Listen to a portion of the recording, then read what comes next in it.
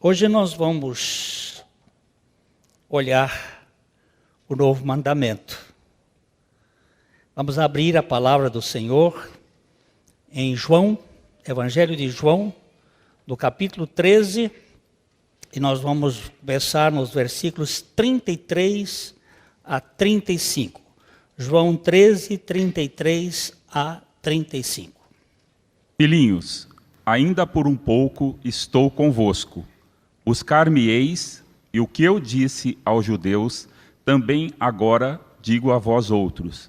Para onde eu vou, vós não podeis ir. Novo mandamento vos dou, que vos ameis uns aos outros, assim como eu vos amei, que também vos ameis uns aos outros. Nisto conhecerão todos que sois meus discípulos, se tiverdes amor uns aos outros. Nosso Pai querido,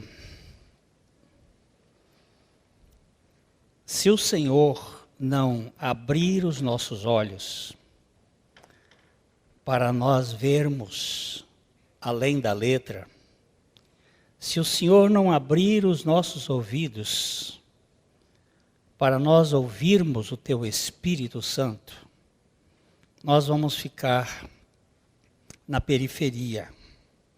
Mas nós rogamos ao Senhor que por Tua misericórdia não nos permitas ficar na flor da pele, mas conhecermos das Tuas profundidades, da Tua intimidade.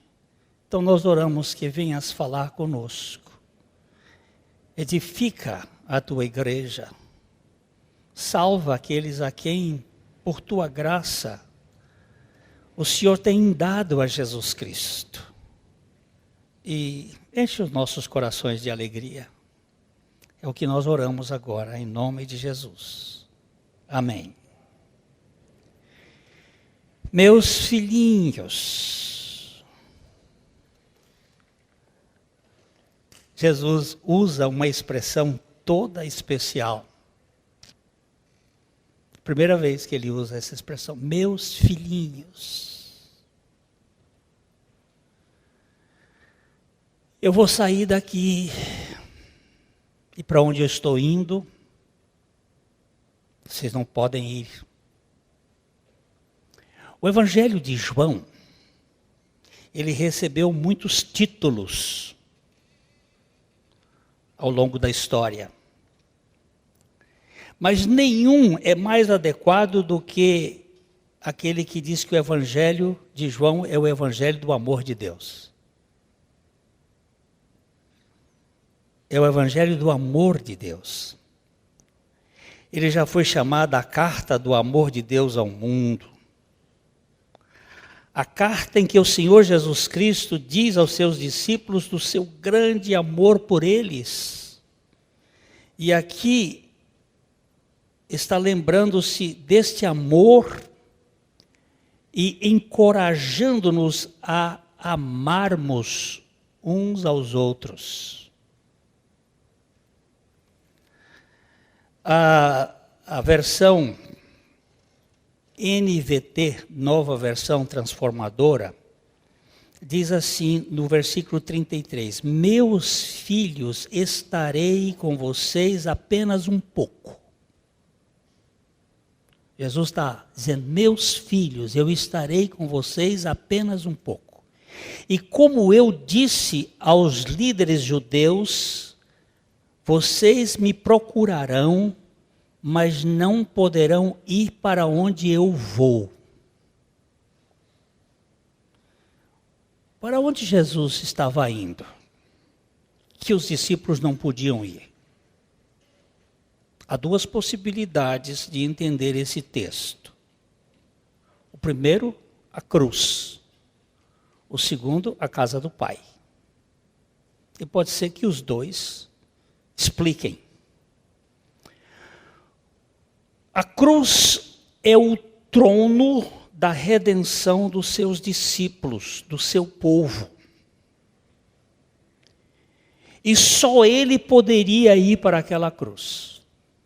Ninguém poderia ir para morrer uma morte substitutiva. Por quê? Porque todos nós somos pecadores. Todos pecaram. E todos nós estamos contaminados com o pecado. Então nós não podíamos ir para a cruz redentiva infectados com o pecado. Então é uma possibilidade de que para onde eu vou, vós não podeis ir, que se refira em primeiro plano à cruz. Só ele poderia assumir os pecados dos seus eleitos e morrer a morte deles para o pecado. Só ele. No Velho Testamento se usava as ovelhas, os bodes, os bois, a novilha vermelha para expiação. Mas todo ano tinha que repetir. Todo pecado tinha que repetir. Agora nós temos uma redenção plena. E ele então assume esta posição, só ele poderia fazer isso. Ele se encarnou com esse objetivo. Ele não veio aqui fazer milagre, ele fez milagre porque estava aqui. Mas ele veio aqui para fazer o milagre, que é trocar o homem adâmico pelo homem novo nele mesmo. Então, a cruz é o lugar onde Jesus demonstrou o seu maior amor para com seus discípulos. Não existe lugar onde o amor está mais, vamos dizer assim, gordo, mais abundante. Vamos olhar em João capítulo 15, versículo 13, João 15, 13.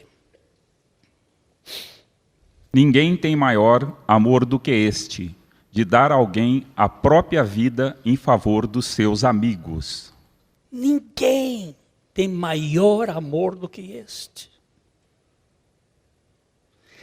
Por favor, quando você olhar para o conceito a cruz de Cristo e perceber Cristo crucificado, lembre-se que é aí que está o maior amor para você.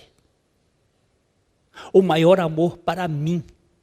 Ninguém tem maior amor do que dar a sua vida em favor dos seus amigos. Você é um amigo de Jesus?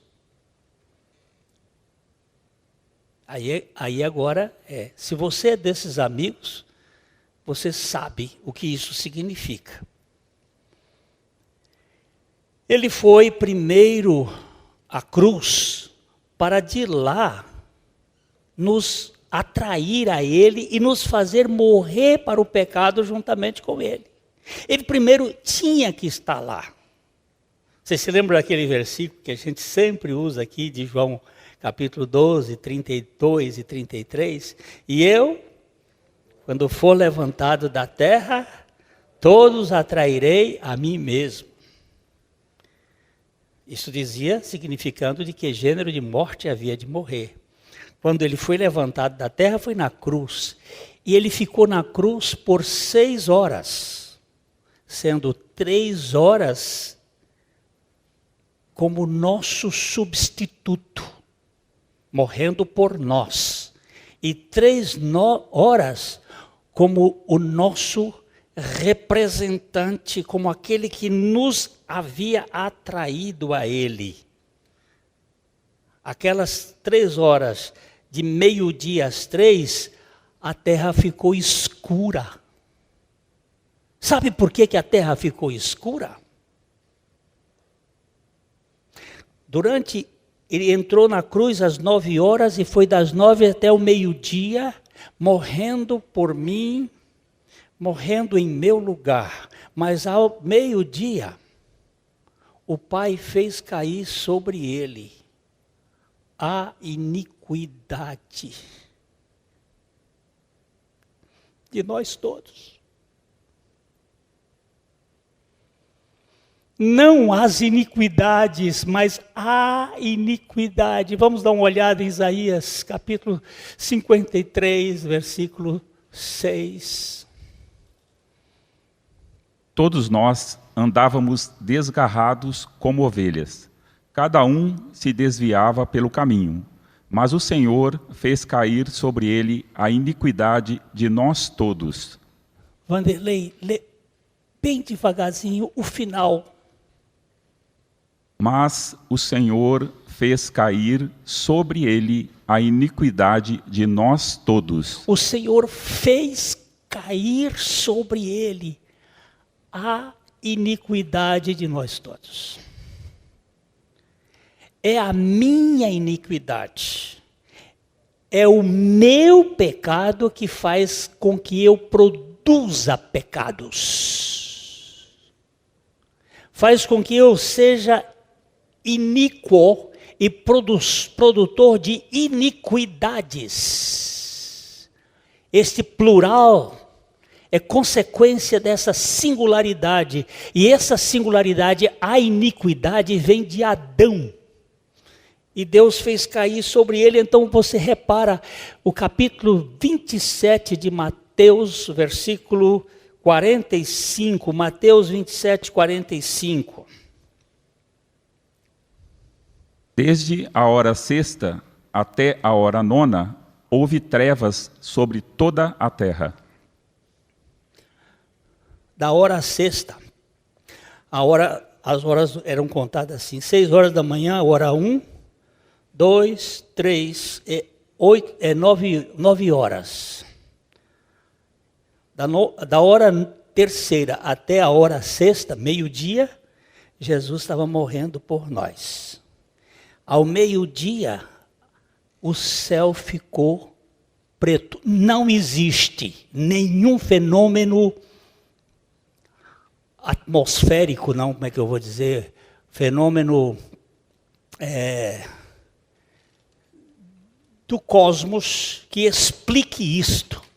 O sol ficar escuro por 3 horas.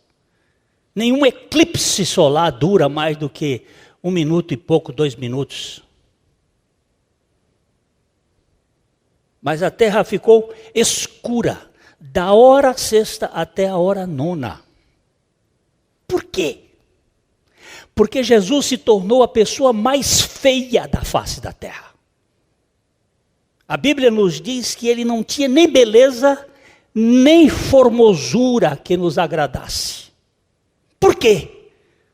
Porque ele estava levando a mim, e não só a mim, a humanidade, vocês, todos ali naquela cruz. Todos os nossos pecados. A latrina do mundo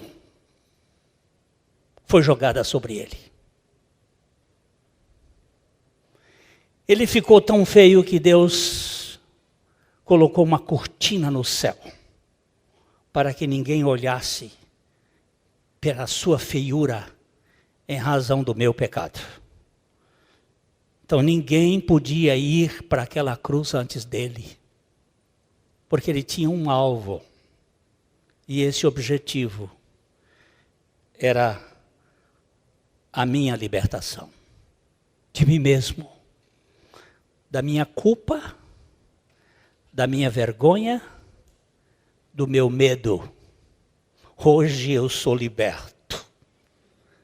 Nenhuma condenação há para os que estão em Cristo Jesus.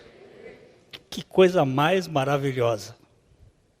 A segunda possibilidade é que o Senhor estava indo para a casa do Pai.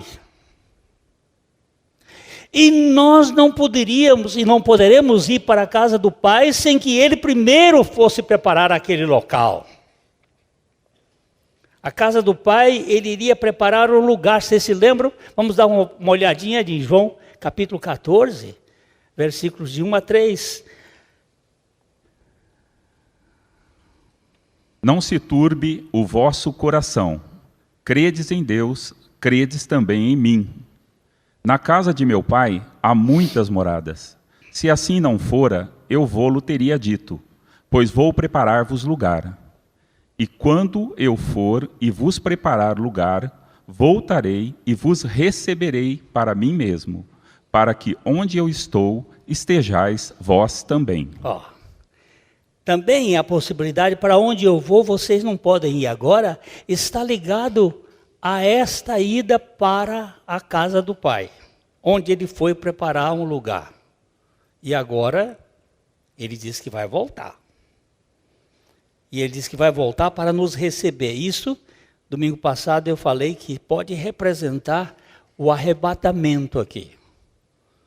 Porque no arrebatamento Jesus não vem para a terra. Ele vai ficar nos ares e nós vamos estar com ele. E depois vamos para talvez um planeta preparado por lá, não sei como é que é, e depois é que a gente volta aqui para a terra. Eu sei que eu vou para encontrar com ele, ele vai me receber, porque a obra dele foi feita para mim e eu recebi. Veio para o que era seu, os seus não receberam, mas a todos quantos o receberam, deu-lhes o poder de serem feitos filhos de Deus, a saber, aos que creem no seu nome. Os quais não nasceram da carne, nem do sangue, nem da vontade do varão, mas nasceram de Deus. Eu sei que eu vou, e você? Ah, tem gente que vai. É bom saber. O Senhor teria que realizar primeiro a redenção daqueles que lhe foram dados pelo Pai, e depois iria para a casa do Pai preparar um lugar e voltaria para reuni-los para sempre. Lembrando que este local é o cenáculo. O Senhor Jesus tinha tomado a Páscoa, comido a Páscoa, e depois fez a ceia. Depois que ele... Esse é o mesmo contexto. Temos falado isso aqui. Aquela mesa, Jesus estava sentado aqui, Judas aqui, João aqui, Pedro ali, e ele estava ali. Judas saiu. Quando Judas saiu para traí-lo, Jesus começa a falar da intimidade com os seus discípulos.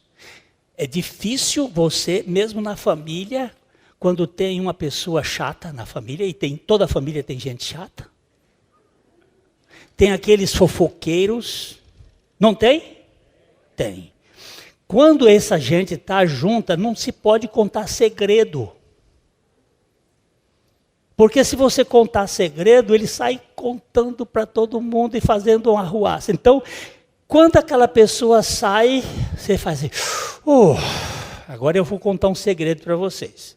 Foi isso que aconteceu. Quando Judas saiu, Jesus começou a abrir o coração. E ele disse, eu vou, vocês não vão agora, para onde eu vou, vocês não podem ir. E aí Jesus começa a falar de uma coisa que é fora de série. Versículo 34, Vanderlei, 34 e 35. Novo mandamento vos dou, que vos ameis uns aos outros, assim como eu vos amei, que também vos ameis uns aos outros. E o 35? Nisto conhecerão todos que sois meus discípulos, se tiverdes amor uns aos outros. A língua grega é uma língua que tem muitas palavras para amor. Não há confusão. Infelizmente, no português, nós temos um problema. A gente fala amor e pode trazer muita confusão. Nós temos uma palavra em português que eu gosto de usá-la, que é manga. Manga tem muitos sentidos. Manga de camisa, manga fruta, manga de candeeiro, manga de chuva, manga do verbo mangar. Se eu disser, se não tiver o contexto, a gente fica confuso de que manga está falando. Mas se eu disser que eu comi uma manga muito doce, vocês não pensam que eu comi a camisa. Porque está claro. Agora, no português, ele diz assim, um novo mandamento vos dou que vos ameis. Que amor é este? No grego, nós temos a palavra exata. Porque no grego você, quando tem amor sexual, você diz eros. Daí vem a nossa palavra erótico, eros. É o amor sexual.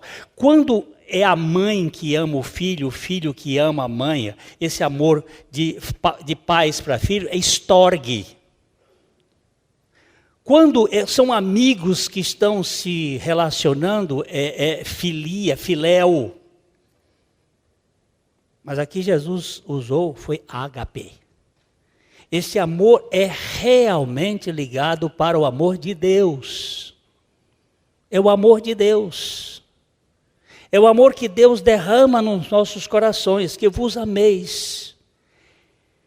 Ninguém pode dar o que não tem. Nós só podemos amar com o amor de Deus se Deus puser o amor dele dentro de nós.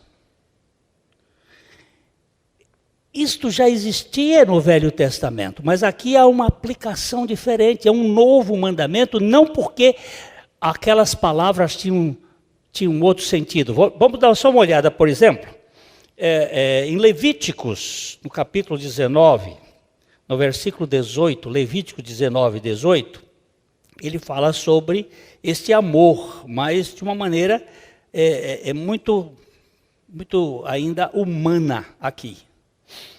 Não te vingarás, nem guardarás ira contra os filhos do teu povo, mas amará o teu próximo como a ti mesmo. Eu sou o Senhor. Amarás o teu próximo como a ti mesmo. Agora, isso aqui é meio complicado, sabe por quê? Porque se eu for um psicótico, eu vou amar ao próximo como eu amo a mim mesmo, aí eu vou ter que chamar um psicólogo aqui para tentar explicar como vai ser esse amor do psicótico, ou do neurótico. Como é que vai ser esse amor? Amor sufocante? Um amor que não vai permitir o outro, porque eu me amo me sufocando, um negócio doente. Como é que vai ser esse amor ao próximo como a mim mesmo? Tem gente que se fura, que se maltrata, que se mutila. E tem prazer nessa mutilação, nesse sadismo, ou nesse masoquismo. E como é que eu vou amar o meu próximo se eu sou desse jeito? É bem difícil. Agora, quando Jesus disse aqui, é que vos ameis uns aos outros, assim como eu vos amei. Aí mudou. Não é como eu amo a mim mesmo, e às vezes eu amo a mim mesmo de forma doentia.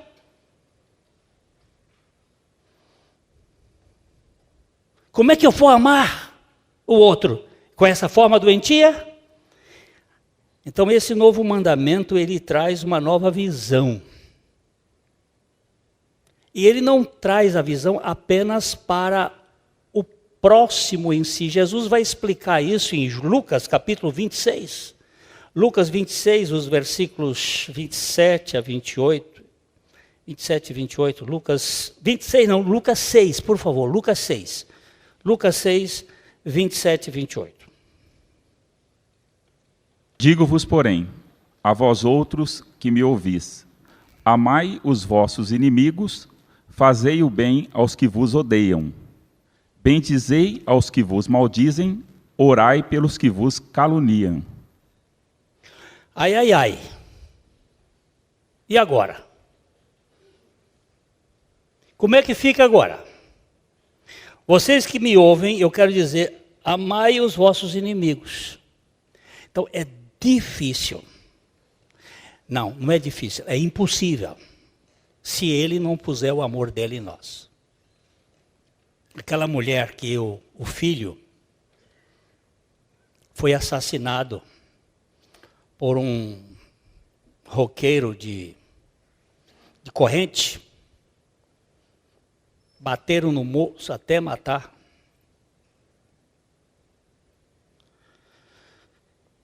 E ele foi para o júri e a mulher, a mãe, participou de todo aquele julgamento.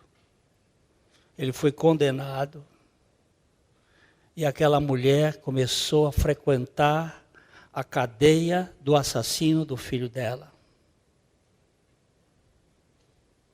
E durante anos ela esteve ali trazendo o evangelho para aquele moço.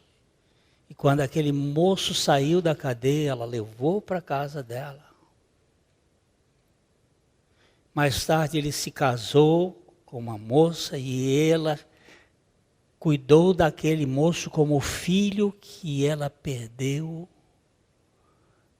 E os meninos a chamam de vó.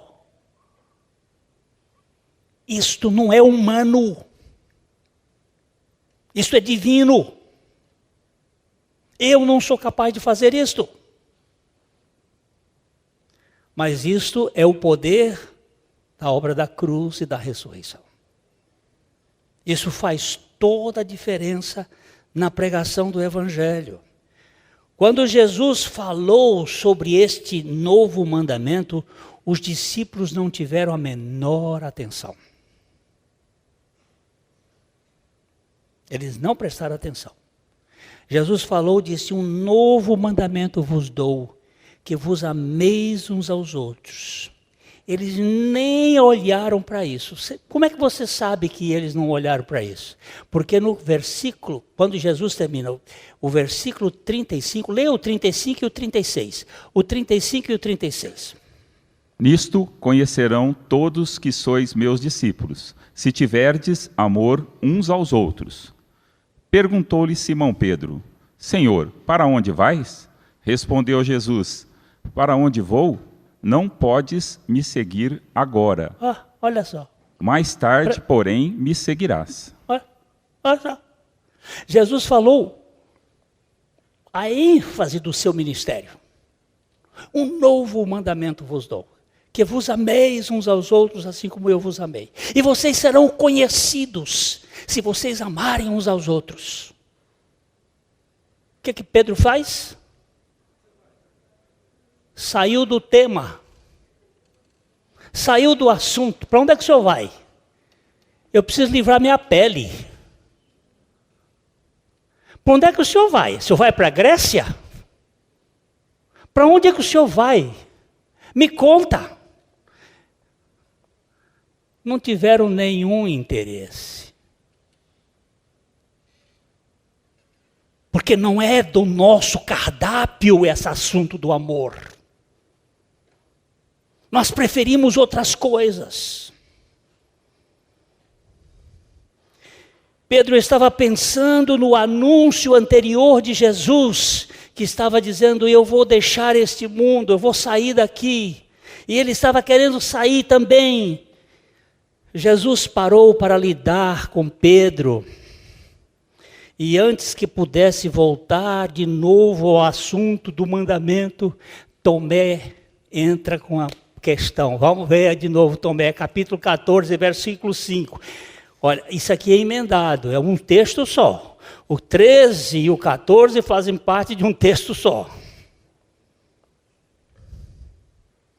14, 5. Disse-lhe Tomé, Senhor, não sabemos para onde vais. Como saber o caminho? Vamos ler vamos ler de novo aqui. 14, 1, 2, 3, 4. Não se turbe o vosso coração. Credes em Deus, credes também em mim. Jesus está falando, vocês não fiquem perturbados. Você está querendo saber para onde eu vou? Mas não fiquem perturbados. Crede em Deus, crede também em mim. E ele se compara com o Pai.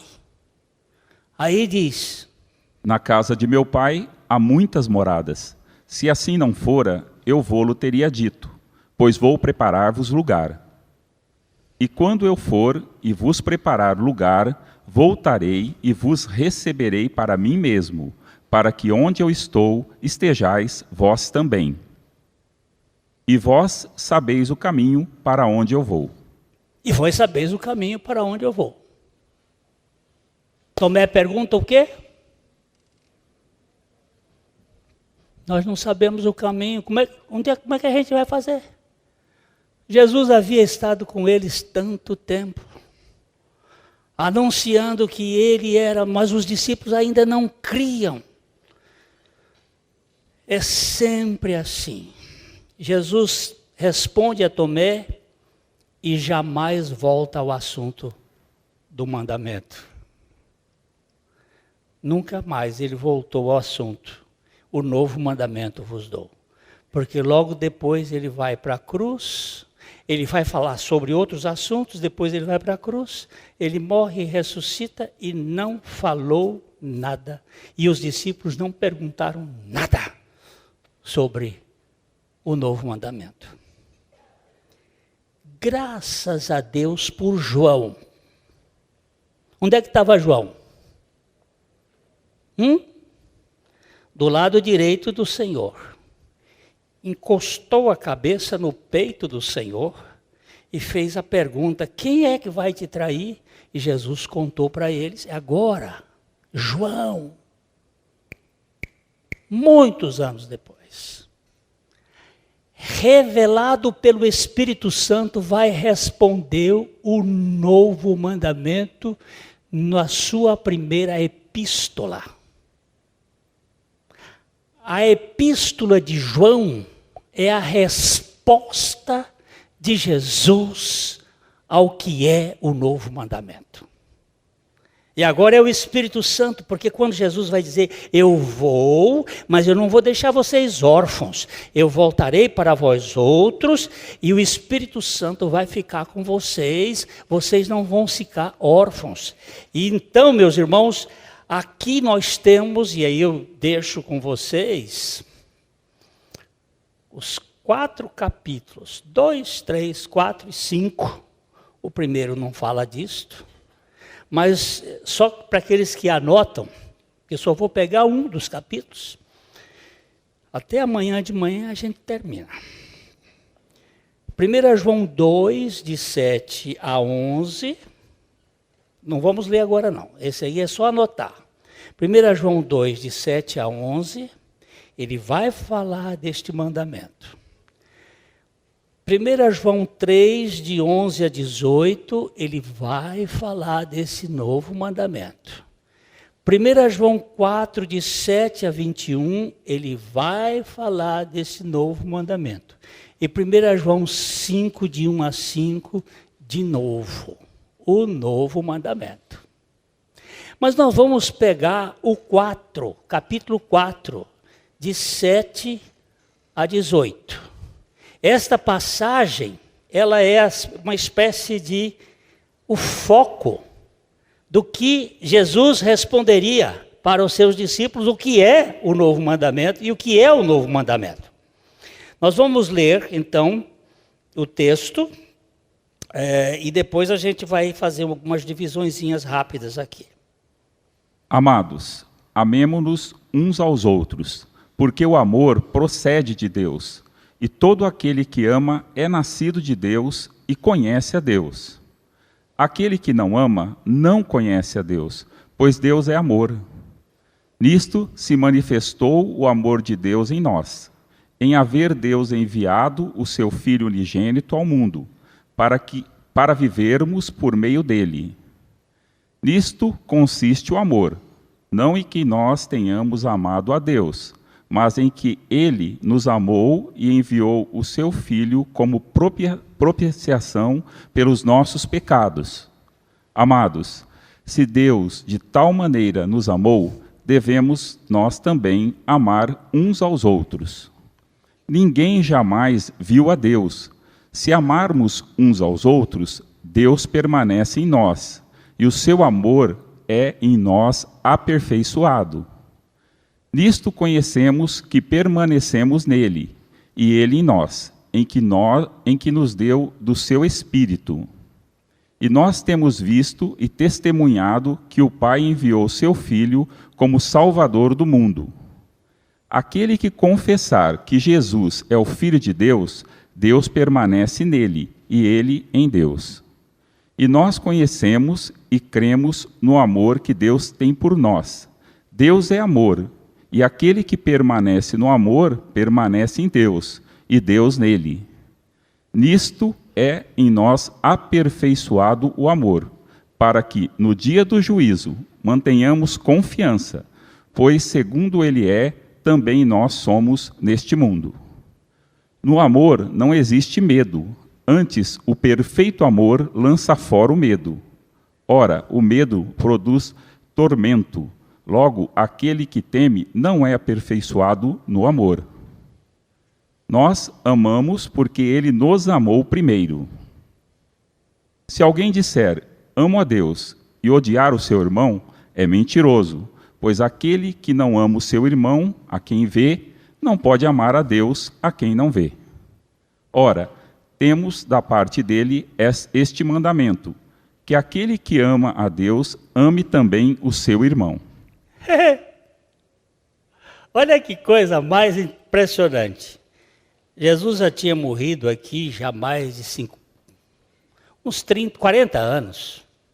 E João então resolve dar a resposta daquele dia, porque eu acho que ele ficou ali perguntando a Jesus, e o novo mandamento? Eu que estou fazendo aqui as minhas conjecturas. E o novo mandamento? Porque os outros, Tomé queria saber de caminho, Pedro queria saber quando ele ia, e é assim que a gente quer saber, quando é que Jesus vai voltar? Eu não sei, eu sei que ele vai voltar. E eu tenho que estar preparado. Aí, aqui nesse texto, há uma coisa muito, nós podemos dividir em 3 vezes, quando ele fala que nos amemos uns aos outros. Em cada caso, há uma razão diferente dada para exortação que deve ser atendida. Estou obedecendo aqui a uma divisão que foi dada, muito bem dada, por o Dr. James Montgomery Boyce. Eu gosto muito deste homem. Ele tem me ajudado muito a entender. E a primeira delas é o seguinte. Os versos capítulo 4, de 7 a 8. A primeira razão pela qual devemos amar uns aos outros é que o amor é a natureza de Deus. Vamos ler os versículos de 7 a 8. Outra vez. Amados, amemo-nos uns aos outros, porque o amor procede de Deus, e todo aquele que ama é nascido de Deus e conhece a Deus. Vamos lembrar, não confunda o amor de Deus com storge, amor de mãe, nem com filia, amor de amigos, nem com eros, amor de marido e mulher, de vida sexual. Não confunda, é amor de Deus. É amor incondicional. Ele está claramente dizendo que Deus é amor. A primeira razão que devemos amar uns aos outros é que a natureza de Deus é amor. Só existem 3 definições bíblicas para Deus na Bíblia. Bíblicas é na Bíblia. Deus é espírito. Deus é luz. E Deus é amor. Espírito eu não sei o que é. Nunca vi um espírito, nunca ouvi um espírito no sentido tridimensional. Espírito só vem a nós por revelação. Luz, eu conheço alguma coisa de luz. Muito pouco, mas a Bíblia vai dizer que Deus é luz inacessível. É aquela luz que existia antes que houvesse luz. Porque houve um dia que ele disse, haja luz. E amor. Quem que sabe alguma coisa do amor de Deus? A cruz. É o único lugar que vai explicar o amor de Deus. Para com o inimigo, não é para com o amigo. Transformando esse inimigo de Deus, porque todos nós éramos inimigos de Deus, em amigos. O argumento de João é que se realmente somos filhos de Deus, teremos o caráter do nosso Pai. Ou como diz o nosso provérbio, filho de peixe, peixinho é. Não vamos discutir outro assunto. Não. Se você é filho de Deus, você ama. Mas eu estou na igreja, você ama? Com o amor de Deus? Essa é uma análise que cada um faz. A segunda questão, os versículos de 4 a 9.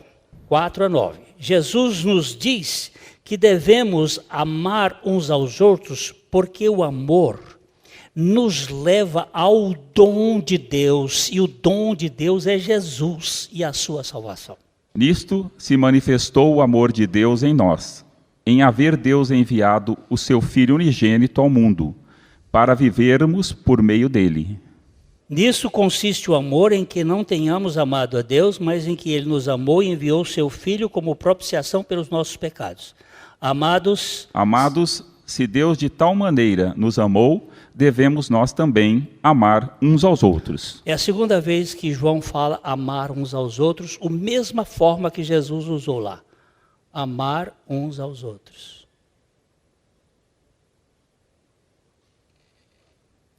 Você ama a mãe e o pai com o amor de Deus? Você ama a sogra com o amor de Deus? A sogra não.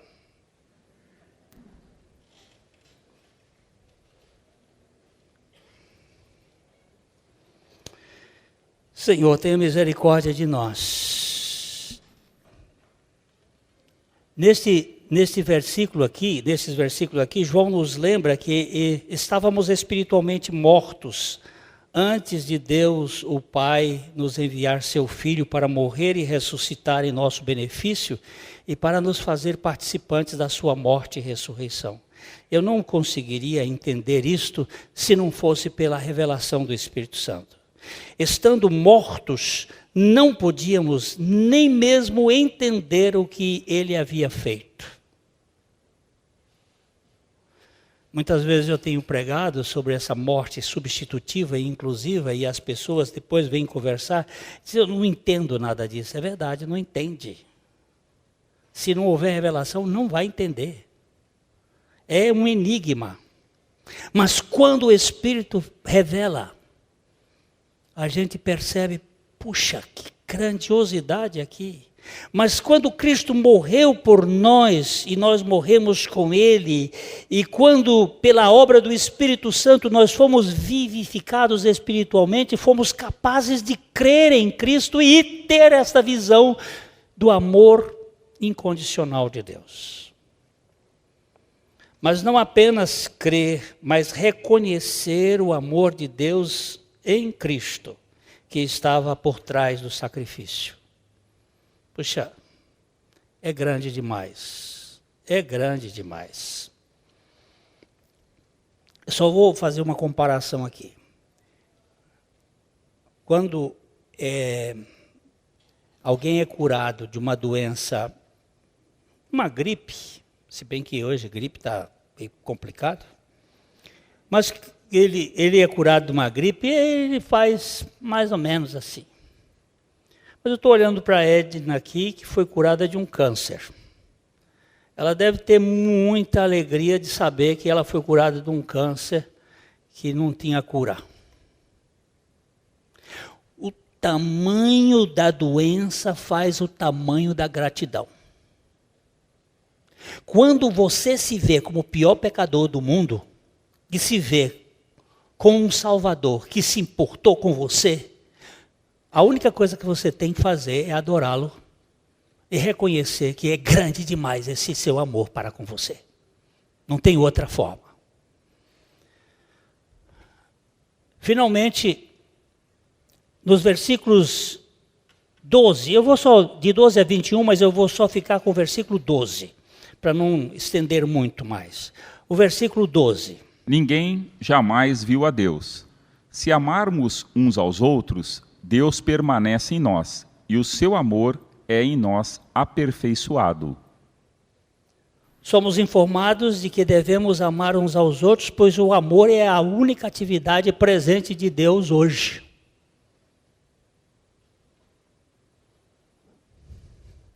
Deus não está mais criando o mundo, Ele já criou.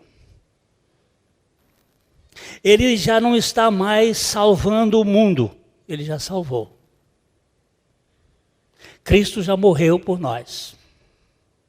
O que Deus está fazendo é trabalhar nos cristãos por meio do amor para que outros que ainda não o conhecem possam vê-lo por meio de tal atividade divina. Olha só, agora pega para mim. Deus está trabalhando em nós e através de nós. O que Deus está fazendo é trabalhar no meu coração,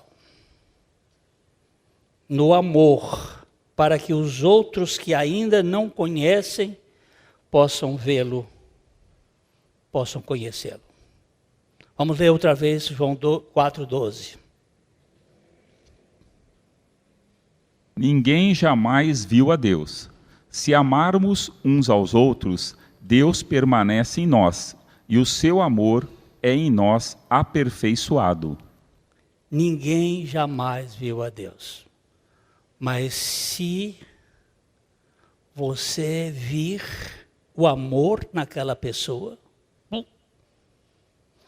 o plantador de arroz lá na China, é contado isso por Watchman Nee. O plantador de arroz, ele fez um dique para regar o arroz dele. Aqui embaixo tinha um outro vizinho que ficou muito irritado porque o córrego, porque o riacho foi represado por algum tempo para molhar o arrozal da pessoa de cima. Ele foi de noite, furou o dique que o cara de cima fez e a água desceu. No outro dia, aquele agricultor tornou a fazer o dique, passou o dia todo fazendo o dique. Na outra noite, o cara veio e desmanchou o dique de novo. No terceiro dia, aquele cara veio e fez o dique no lugar do outro, na propriedade do outro. Fez o dique, passou o dia todo e o cara ficou olhando aquilo. E a água veio, cobriu a roça daquele que derrubava. Passado um tempo, este cara daqui resolve ir à igreja e chegou e disse assim: eu quero ser batizado. Aí o pastor perguntou: mas você quer ser batizado por quê? Ele disse: porque eu vi o evangelho. Você viu o evangelho? Não, o evangelho não se vê, se ouve. Ele disse: não, mas eu vi o evangelho. Como assim? Aí ele contou essa história. Aquele homem, ele não brigou comigo, ele não criou caso comigo, ele simplesmente veio e fez o dique na minha propriedade, molhou a minha roça e depois foi molhar a dele. Isso não é do homem, isso tem que ser de Deus. Eu vi o evangelho. Ninguém viu a Deus, mas o amor, aqueles que ainda não são cristãos, eles veem Deus em mim e em você. Eles estão vendo Deus quando eu estou dirigindo o carro, ou quando eu estou fazendo os negócios, ou quando eu estou criando. Como é que Deus está nisto? Na minha casa. Isso aqui é de tirar o fôlego, né, gente?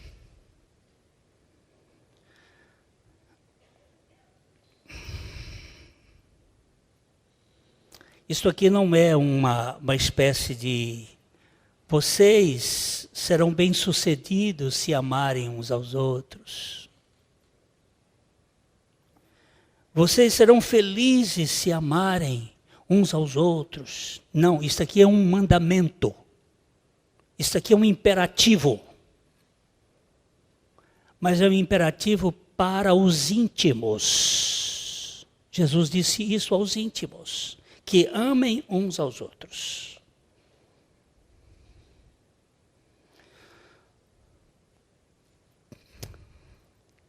Deus está sendo visto por mim, onde eu estou, por você. Nós estamos revelando o amor de Deus. Que Deus nos faça vê-lo e que possamos ser verdadeiros discípulos. Eu termino aqui, vou ler uma aposta dos sentimentos ruins. A aposta dos sentimentos ruins. Certa vez, os piores sentimentos que existem apostaram entre si qual deles seria capaz de tomar o lugar da felicidade que vivia numa casa de uma família. Uma família feliz. O primeiro sentimento a tentar foi a solidão. Porém, em poucos minutos ela saiu de lá muito decepcionada com o seu próprio fracasso. Mas não contou para os outros sentimentos o que a levou a fracassar. O próximo a tentar foi a tristeza. Mas antes de bater a porta, espiou pela janela e desistiu. Ela também não contou nada para os outros.